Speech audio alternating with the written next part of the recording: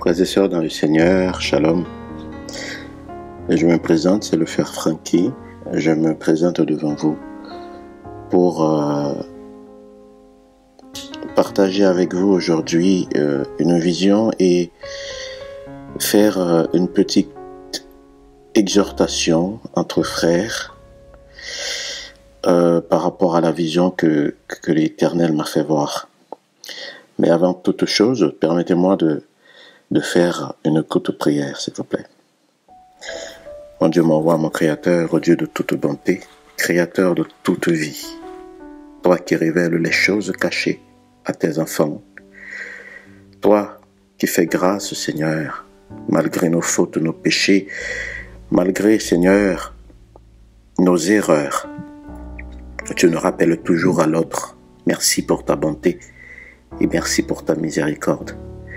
Voici, Seigneur, je me présente devant toi et devant mes frères et sœurs, Seigneur, pour délivrer, Seigneur, pour partager la vision que tu m'as fait voir.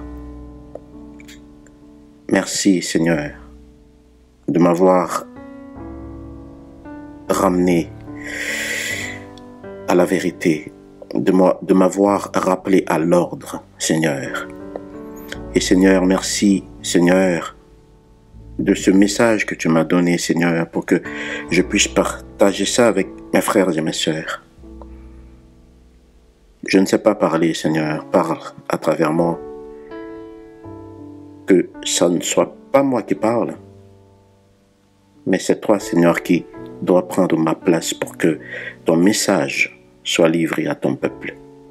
Je te prie par ta miséricorde, Seigneur, je te prie par ta miséricorde, mon Créateur, et par Jésus-Christ de Nazareth. Amen. Oui, mes frères et sœurs, je continue.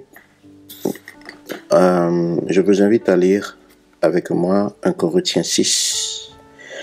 1 Corinthiens 6. On va lire le verset 1er. Après, on va lire le verset 6. Et après le verset 10. Je lis de la part du Seigneur.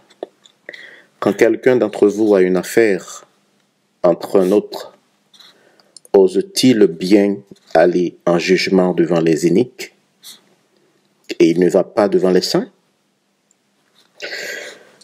Je prends le verset 6. Mais un frère a des procès contre son frère, et cela devant les infidèles. Je continue au verset 10. Ne vous trompez point vous-même, ni les fornicateurs, ni les idolâtres, ni les adultères, ni les efféminés, ni ceux qui commettent des péchés contre nature, ni les larrons, ni les avares, ni les ivrognes, ni les médisants, ni les ravisseurs, n'hériteront point le royaume de Dieu. Amen. Parole du Seigneur. Mes frères et sœurs, je continue pour vous délivrer en fait la vision que j'ai eue. C'était le 16 août, plus précisément. C'était en début de matinée, donc j'étais en repos. Je me suis couché sur mon lit et en l'espace de quelques minutes, je me suis endormi et que j'ai vu dans une vision, je me suis vu en train de discuter avec des connaissances, des personnes que je connais, qui voilà, on a l'habitude de discuter, et dans un endroit. Donc, mais eux, ils chargeaient quelqu'un que je connais, et cette personne, en fait, c'est une personne qui a fait des injustices à moi et à d'autres personnes aussi maintenant, voilà. Donc, mes collègues, ils chargeaient cette personne, en fait. Ils le chargeaient en médisance, ils disaient des paroles assez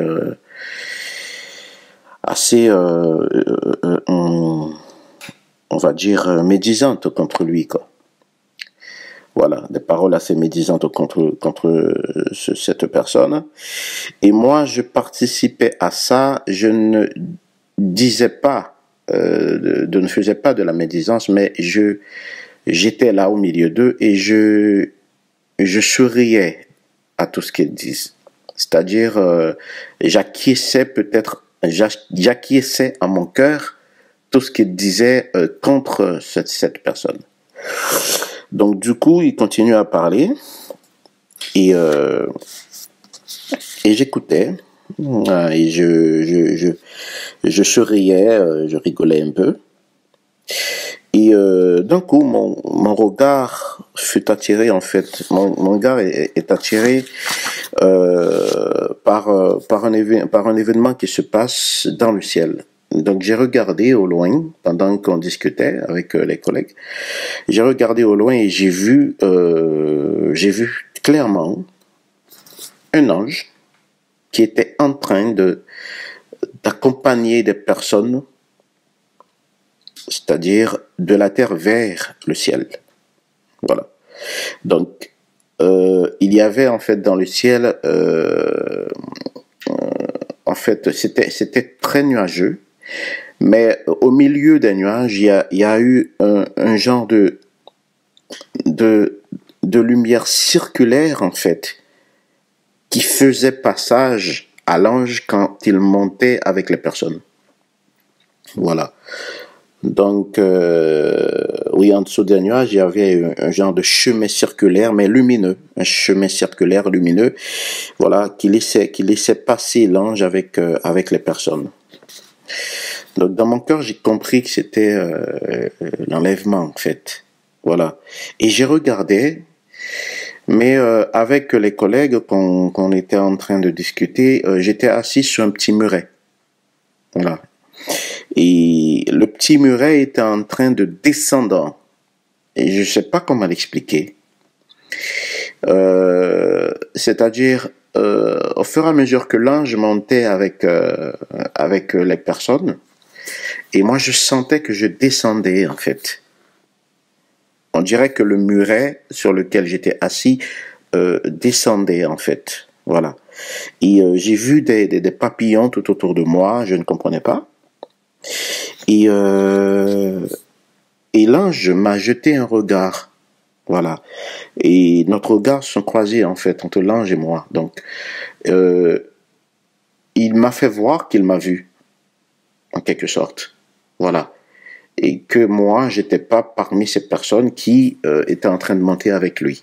Voilà. C'est ce que j'ai compris dans mon cœur, en fait, dans la vision. Et ça m'a vraiment chagriné, ça m'a vraiment horrifié hein, dans le rêve, quoi. Donc, j'étais tellement paniqué, en fait, j'ai essayé d'aller, quoi. Donc, je ne pouvais pas bouger, en fait. Je ne pouvais pas bouger. Donc, j'ai entendu une voix très claire qui me dit: les médisants, les calomniateurs n'hériteront pas de mon royaume.